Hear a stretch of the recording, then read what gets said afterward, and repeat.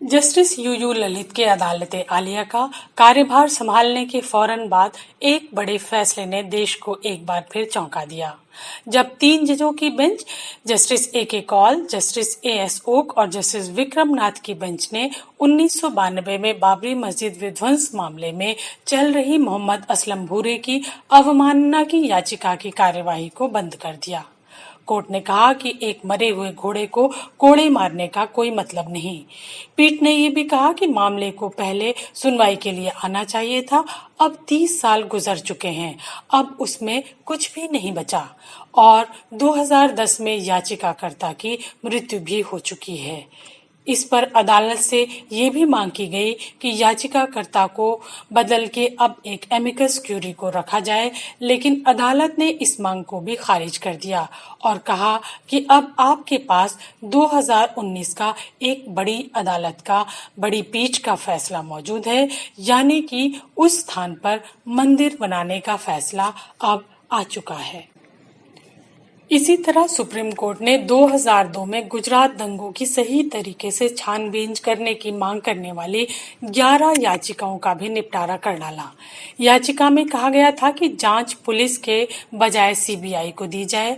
Chief justice U Lalit, justice Ravindra Bhatt, justice JB. Pardiwala की bench ने गुजरात के सांप्रदायिक दंगों की जांच की मांग वाली याचिका को ये कहते हुए खारिज कर दिया कि उनमें 9 में से 8 की जांच पूरी तरह से खत्म हो चुकी है। अदालत का कहना था कि अब ये सब बेमतलब है, इसलिए बेमतलब है कि शीर्ष अदालत ने मामले की छानबीन के लिए एसआईटी का गठन किया था। एसआईटी की ओर से सीनियर वकील मुकुल रोहतगी ने अदालत को बताया कि 9 केसों का ट्रायल चला और 8 का ट्रायल पूरा हो चुका है। ये केस हाई कोर्ट और सुप्रीम कोर्ट में अपील की स्टेज में है।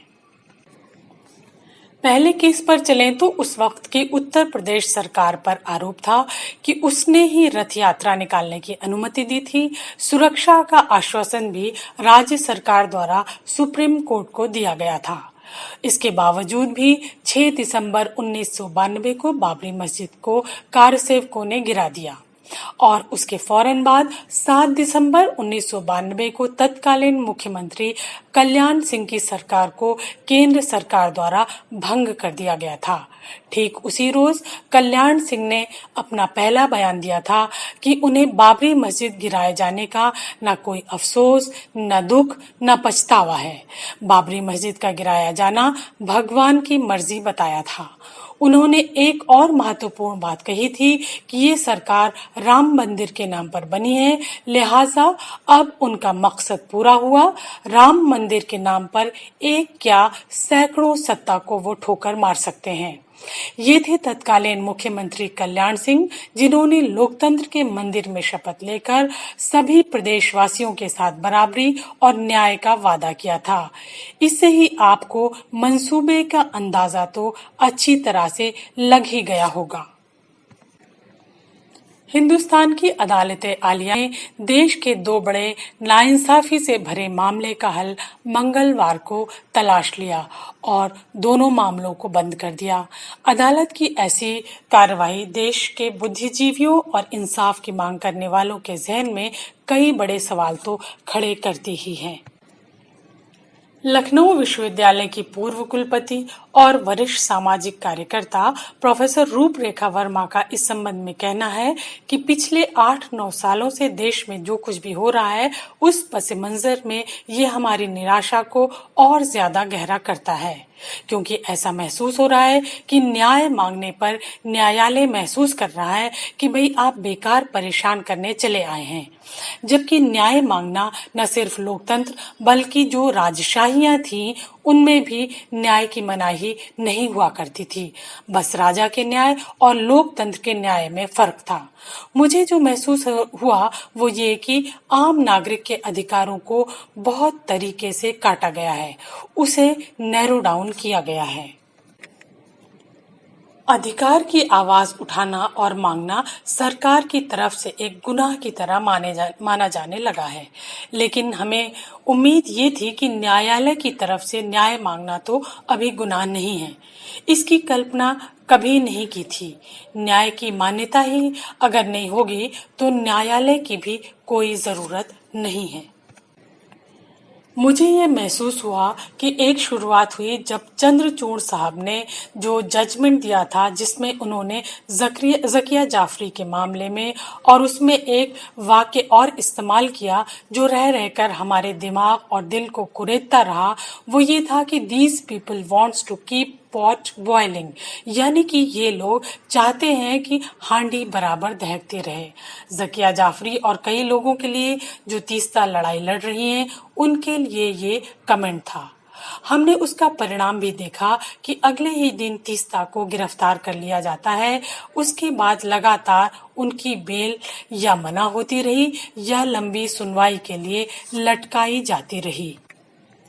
इसके बारे में जहन में ये सवाल भी उठता है कि हजारों साल पहले के मंदिर मस्जिद विवाद, जबकि उस समय वो विवाद थे ही नहीं, उसको विवाद बनाया गया और हजारों साल पहले का सच्चा या झूठा इतिहास जो भी बनाया गया, उसका बदला आज लिया जा रहा है, जिसका उस राजा या उसके परिवार से कोई संबंध भी नहीं।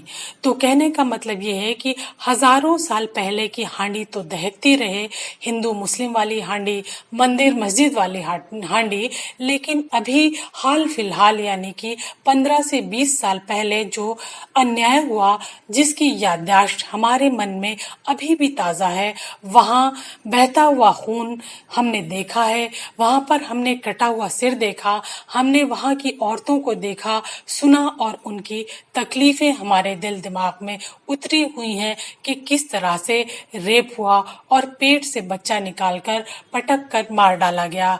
इतनी भयावह चीजें, उसके लिए हमें बार बार न्यायालय जाने पर रोका जाता है कि बहुत हो गया, बहुत बार आ गए आप। और कहा जाता है कि चीजें तय हो चुकी हैं। न्याय से अगर इंसान संतुष्ट नहीं है, जिस फैसले से हम बिल्कुल संतुष्ट नहीं, उसके लिए बार बार न्यायालय जाना डेमोक्रेसी का हिस्सा है।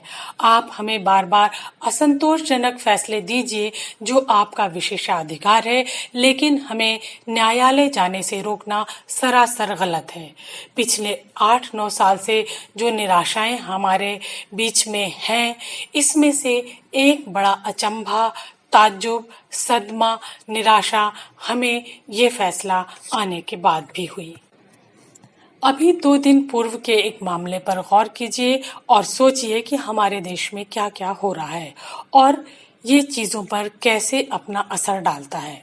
इंडियन एक्सप्रेस की एक खबर के मुताबिक अभी 2 दिन पहले गुजरात के सूचना आयुक्त ने 5-6 लोगों को सूचना देने से प्रतिबंधित कर दिया। उन्होंने कहा कि ये बार बार कुछ न कुछ पूछने चले आते हैं। क्या ये हमारा हक नहीं है?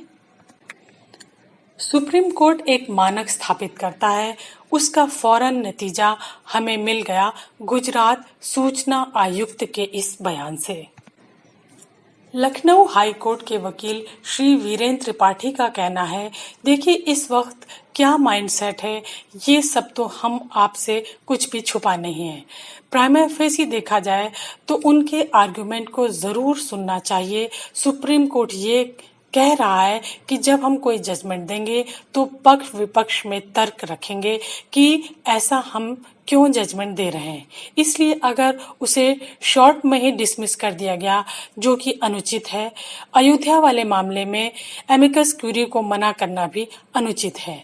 निश्चित तौर पर यह न्याय नहीं कहा जाएगा। अदालतों में एक और नया ट्रेंड भी इन दिनों देखा जा सकता है कि पीड़ित जो अपनी पिटीशन लेकर जा रहा है, उसी से उसका एविडेंस मांगा जा रहा है। हिमांशु कुमार वाले मामले में भी हमने ऐसा ही देखा। इस तरह का माहौल तैयार किया जा रहा है। संविधान पीड़ित को न्याय दिलाए जाने की बात करता है, लेकिन कहीं न कहीं संविधान का जो मूलभूत उद्देश्य है, उसके खिलाफ ही काम होता नजर आ रहा है। नरोदा पाटिया वाले मामले में तुषार मेहता का ये कहना कि हियरिंग एडवांस स्टेज में है, उस पर कोई निर्देश देना चाहिए था, उसे खत्म करना उचित नहीं था। इतनी कौन सी आपाधापी थी? तुषार मेहता को ये निर्देश देना चाहिए था कि वो नवीनतम रिपोर्ट दें। आप कैसे उसे खत्म कर सकते हैं? अयोध्या मामले में अगर वो चाहते तो ये भी क्वेरी की जा सकती थी कि निकटस्थ पैरोकारी के लिए कौन तैयार है। इतनी हड़बड़ी दिखाना अच्छा संकेत नहीं देता। ये सब देख कमोबेश जो सवाल जहन में आता है वो ये है कि पहले किसी मामले की फिजा बनाओ, उसकी हत्या हो जाए और उसके कुछ सालों बाद अदालत इंसाफ मांगने वाले को कहे कि अब क्या करोगे अदालत आकर, अब तो वो अमुक व्यक्ति मर ही गया, तो इससे न्याय कहाँ रह गया। लोकतंत्र नहीं हिंदुत्व का नारा देने वाले संगठन और ऐसी सरकारें जिनकी मंशा ही यही है कि आम जन का किसी तरह संविधान से यकीन उठ जाए, आप घोर निराशा में चले जाएं, तुम्ही मुंसिफ, तुम्ही मुजरिम समझ मजबूर निराश महसूस करने लगे, आगे कदम बढ़ाने से बचने लगे। इसी के इंतजार में आम आवाम को उस स्टेज तक ले जाया जा रहा है जहां वो हथियार डाल दे, ऐसी फिरका परस्त ताकतों के सामने न्याय मांगना बंद कर दे, अदालतों का दरवाजा खटखटाना बंद कर दे।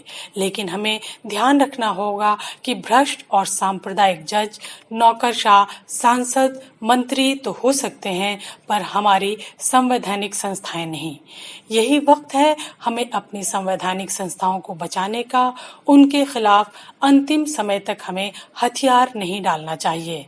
ऐसा करके हम अपना नुकसान करेंगे और वो अपने मकसद में कामयाब हो जाएंगे।